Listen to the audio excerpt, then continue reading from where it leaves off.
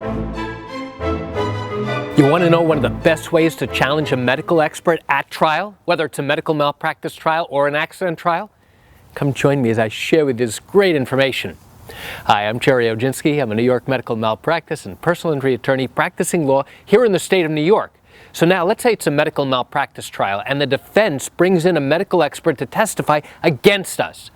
Now, one of the best ways, one of the best challenges we can give this particular medical expert is if we ask him to change the facts and based upon a new set of facts to then give us conclusions.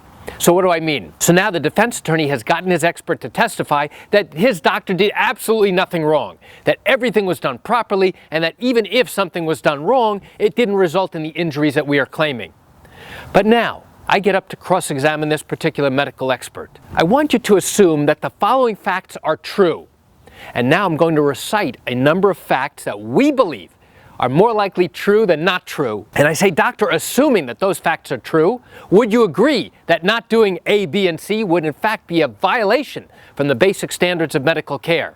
And that's one of the best ways to challenge a medical expert, because now he's using the facts that we believe are true, that ultimately the jury will have to decide who's more likely right than wrong. Is it our set of facts or is it the defense's set of facts? Rarely are they ever the same, and instead we have a clear dispute. So now, if we ask the medical expert to go ahead and assume that our facts are true, the first thing he's going to do is, I don't agree with those facts. Great, doctor, you don't have to agree with those facts. But for the purposes of my hypothetical question, you do.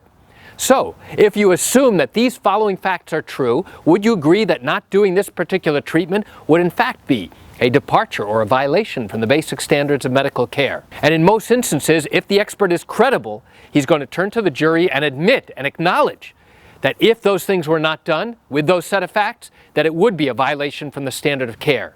So now, what do I do next? I now go through the next set of facts, and the next one, and the next, each time breaking apart and drilling down to getting the doctor to assume that these facts are true.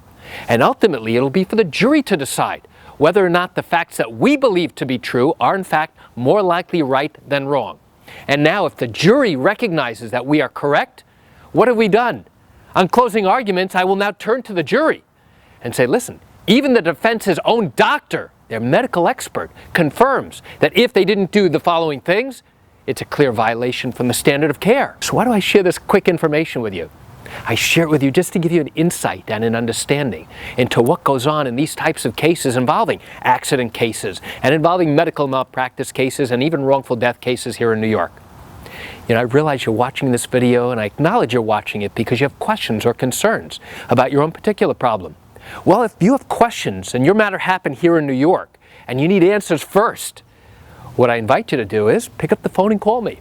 I can answer your legal questions. You know, this is something I do every single day, and I'd love to chat with you. You can reach me at 516-487-8207 or by email at Gerry, Gerry, at oginski-law.com. That's it for today's video. I'm Gerry Oginski. Have a great day.